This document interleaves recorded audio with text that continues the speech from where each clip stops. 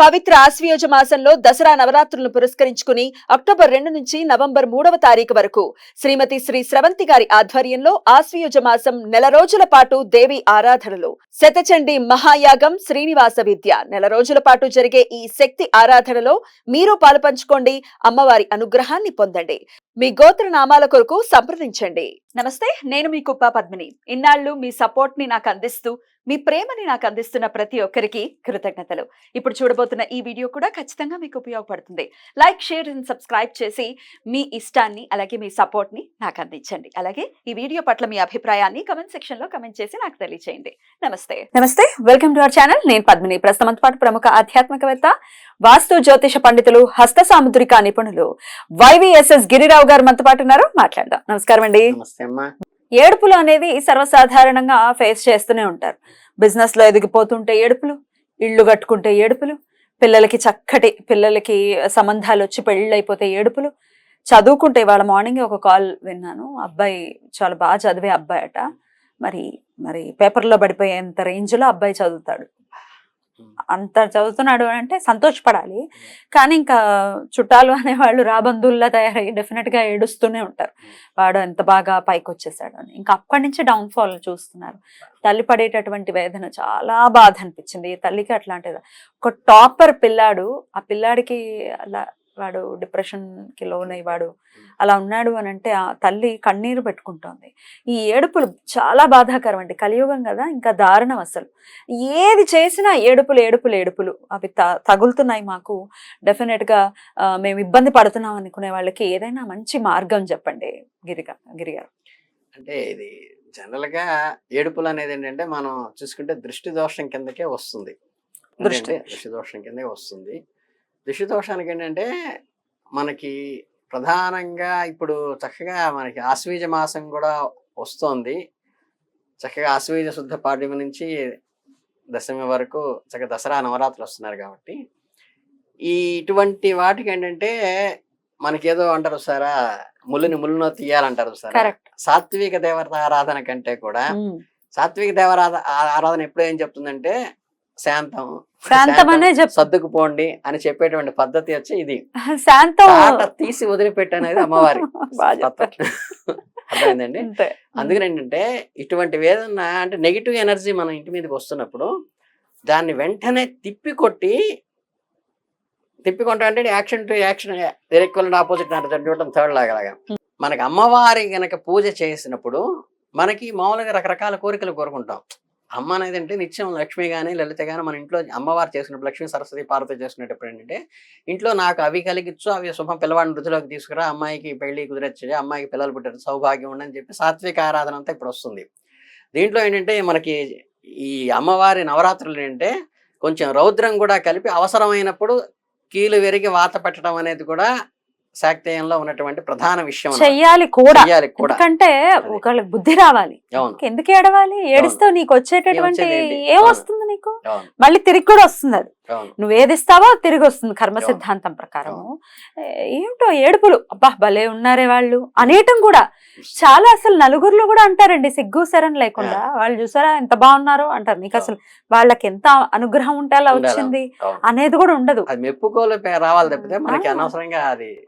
ఆ మాట కూడా ఎంత కటువుగా ఉంటుందంటే, భగవంతుడు అనుగ్రహం ద్వారా పైకొచ్చారు అనే మాట ఎంత సంస్కారవంతంగా ఉంది. అబ్బో భలే చేసేస్తున్నారే. కొంతమంది అయితే ఇంకా ఘోరం, ఏజ్ వచ్చేస్తుంది. నేను చెవులారా విన్న సందర్భాలు, ఏం చేసి పైకి వస్తున్నారో అన్నవాళ్ళు ఉంటారు. అంటే ఎంత కుసంస్కారం, ఎంత నీచమైన బ్రాటప్ ఉంటే అలాంటి మాటలు వస్తాయో మనం అర్థం చేసుకోవచ్చు కదా. ఇవి వింటూనే ఉంటారు మన వాళ్ళు, వాళ్ళ లైఫ్ లో కూడా జరిగే ఉంటుంది. మీకు జరిగితే కనుక ఒకసారి కమెంట్ సెక్షన్ లో పంచుకోండి, అర్థమవుతుంది. అంటే ఎస్ మాకు కూడా ఇలాంటివి నేను విన్నాను, లేకపోతే మాకు ఇలాంటివి జరిగేవని తెలిస్తే ఇంకొంచెం బెటర్ గా ఏమైనా రెమెడీస్ ని చెప్పేటటువంటి ప్రయత్నం నేను కూడా చేస్తాను. చెప్పండి. ఇందులో ప్రధానంగా ఏంటంటే మనం అమ్మవారి అర్చన చేసుకుంటూ అమ్మవారి దగ్గర ఏంటంటే మనం ఇవన్నీ కొన్ని తాంత్రికంలోకి వస్తాయి. ఇప్పుడు మన వేపమండ ఉంటుంది కదా, అవునండి, వేపమండని అమ్మవారి దగ్గర పూజకి పెట్టి మామూలుగా మీరు ఉప్పు తీయటం అందరు చూసుంటారు. అవునండి. మిరపకాయలు తీయటం చూసుంటారు, దిష్టి తీయటం. అలాగే ఈ దేవి నవరాత్రుల్లో గనక అమ్మవారి దగ్గర గనక వేప మండలు పెట్టుకుని మనం ఆ వేప మండతో గనక కూర్చోబెట్టి దిష్టి తీసి పడేస్తే కూడా ఏంటంటే ఈ వ్యతిరేకమైన శక్తులు ఏవైతే ఉంటాయో అవన్నీ రిటర్న్ అవుతాయి. రెండోది ఏంటంటే ఇంట్లో కూడా మనకి సుభిక్షంగా ఉండాలంటే మనకి పూర్వం ఆచారంలో ఉంది, మరి ఇప్పుడు ఎందుకు పాటించట్లో తెలియదు కానీ ఈ సాంబ్రాణి పొగలాగా గుగ్గిలం ఉంటుంది. ఆ గుగ్గిలంతో పొగ వేసి మొత్తం ఇంట్లో అన్ని గదుల్లో కూడా మనం ఇట్లా పొగ అంతా అన్ని గదులు మనకి పుణ్యవచనం చేసిన తర్వాత నీళ్ళు అన్ని చల్లుతారు చూసారా, ఆ టైప్ లో ఏంటంటే చక్కగా గుగ్గిలం పొగ మనం సంధ్యావేళలో మనం ఉదయాన్నే కానీ లేకపోతే సాయంత్రంలో కానీ మనం చక్కగా గుగ్గిలం పొగ వేసి అమ్మవారికి మలగైన తల స్నానం చేసిన తర్వాత మనం గనక ఇది వేస్తాం వేస్తాం కదా, సేమ్ సాంబ్రాణిలానే ఉంటుంది.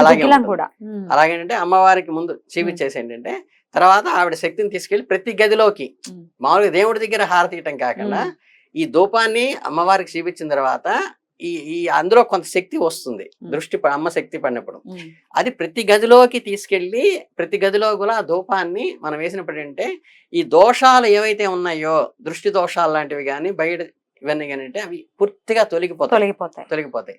అట్లాగే మీకు ఇంటి ముందుకు వెళ్ళి అంటే మన వాకిట్లోకి మన ఆకిలికి ఎదురుగా నుంచుని మనకి మనుషులకి దిష్టి తీసినట్టుగా మనకి కొబ్బరికాయని మనం గృహప్రవేశంలో చేస్తుంటాం, సవ్యంతో 3 సార్లు చేస్తూ అపసవ్యంతో కూడా అంటే కొబ్బరికాయ మీద మనం అది కర్పూరం వెలిగించి మనకి స్వామివారు ఊరేగింపు వెళ్ళేటప్పుడు కానీ ఊరేగింపు నుంచి వచ్చిన తర్వాత కానీ ఎలా ఇది చేస్తామో గృహప్రవేశం ఇప్పుడు ఎలా చేస్తామో మనం ఏంటంటే ఇంటికి ఎదురుగ్గా నుంచుని ఇంటికి ఏదైనా దోషం ఉంటే సరిపోతుందని చెప్పేసి ఆ కొబ్బరికాయ మీద కనుక మీరు కర్పూరం వెలిగించి చక్కగా సవ్యంగా 3 సార్లు అపసవ్యంగా 3 సార్లు తిప్పేసేసేసి ఆ కర్పూరం పక్కన పడేసి గట్టిగా పగిలిపోయేట్టు అంటే అది వాడకూడదు, దిష్టి తీసింది అనమాట, కోటేసేసి తర్వాత దాన్ని తీసేసుకోవాలన్నమాట.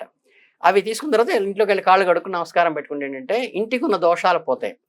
అట్లాగే అమావాస్యకి కూడా మీరు ఈ బూడిద గుమ్మడికాయ ఉంటుంది, బూడిద గుమ్మడికాయని కనుక ఇంటికి ఎదురుగ్గా నుంచుని మన మనిషికి ఎదురుగ్గా నుంచుని ఉప్పు ఎలా తీస్తాం చూసారా, అలాగే ఈ గుమ్మడికాయని గనక తీసుకుని దానికి కూడా ఇలాగే కర్పూరం వెలిగించి దిష్టి తీసేసి సవ్యంగా అపసవ్యంగా కూడా మన ఇంటికి ఆపోజిట్ నుంచి గుమ్మానికి దిష్టి తీసి గనక మనం ఎవరు తొక్కని చోట, ఇందులో ఏంటంటే చాలా మంది ఏంటంటే చెప్పేది అది ఎవరికో అంటుకోవాలి ఎవరికో తగలాలని రోడ్డు మీద పడేయటం కాదమ్మా, అవేంటంటే మీరు ఎవరు తొక్కని చోట పడేస్తే నీకు దోషం పోయింది, ఇంకోళ్ళకి అంటుకోవడం నీకు అనవసరం కాదు, మళ్ళీ వస్తుంది నీకు ఇంకొకటి నీకు వస్తుంది. అది చాలా ముఖ్యమైన విషయం ఏంటంటే అమావాస్య వస్తే చాలండి జాతర రోడ్లంతా 3 వీధులు ఉన్న రోడ్లు కూడా అదేంటంటే కర్మ సిద్ధాంతం ఏం చెప్తాను, ఎదుటివాడికి మనం ఏదిస్తే అది రిఫ్లెక్ట్ అయ్యి వస్తుంది.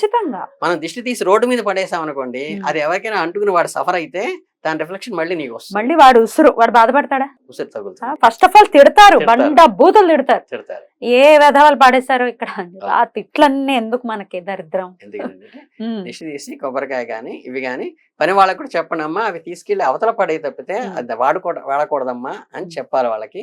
గుమ్మడికాయని కూడా తీసేసి ఎవరు తొక్కని ప్రదేశంలో మరుగున దగ్గర ఏంటంటే పడేసి ఏంటంటే అవి క్రిమి కీటకాదులు తినేసేసి క్లోజ్ అయిపోతుంది తప్పితే మనకి దోష నివారణ అవుతుంది. ఇవి ప్రధానంగా ఏంటంటే మనకి ఈ దృష్టి దోషం వల్ల వచ్చేదానికి ఏంటంటే ఇవి చాలా ప్రశస్తంగా చేసుకోవాల్సినటువంటి కనుక ఏంటంటే ఇది. అలాగే మీకు చక్కగా మంచి రాగి పాత్రలో కనుక పచ్చకర్పూరము కొంచెం పసుపు అవి వేసి మనకి ఇదేంటి వేపాకు వేసి రాత్రిపూట అలా పెట్టేసి దేవుడి దగ్గర ఇవేంటంటే ఎనర్జీని నెగిటివ్ ఎనర్జీ అని ఉంటే అవి లాగుతాయి, లాగేసేసి ఉదయాన్నే ఏంటంటే అవి శుద్ధి చేస్తూ మళ్ళీ నీళ్లతో చల్లేసుకున్నా గానీ అది దోషం పోతుంది. రోజు కూడా చేయొచ్చు. అవేంటంటే దేవుడి దగ్గర పెట్టేసేసి ఆ పవిత్ర జలంతో అన్ని చోట చల్లేస్తే ఏంటంటే ఇవి తిప్పేసేసి మళ్ళీ బయటపడేయచ్చు.